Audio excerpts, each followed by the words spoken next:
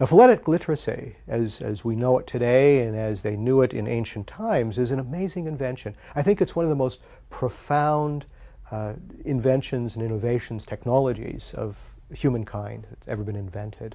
Because what it does is it takes what's integral, the words coming out of my mouth, for example, and it separates them.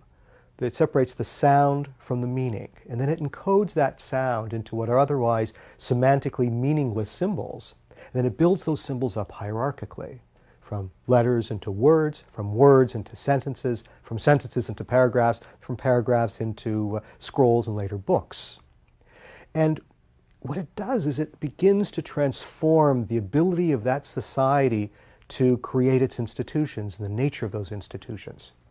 So imagine that, say you're an emperor, sitting some central location, let's say Rome, and you want to issue an edict.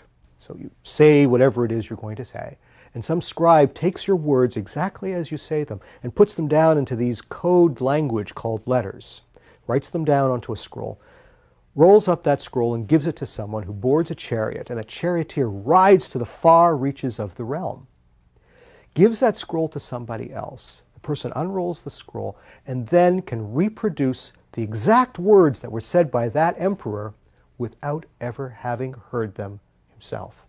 Now, if you imagine that you've come from a society that was entirely a word-of-mouth society, what we call a primary oral society, being able to reproduce words that you've never actually heard is close to magic.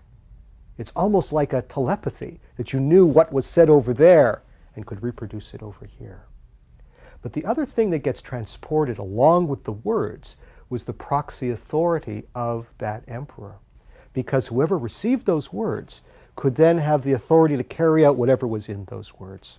And so one of the changes that occurs in that society is the beginnings of a hierarchical bureaucracy, that authority can be vested in the person who has command of that word.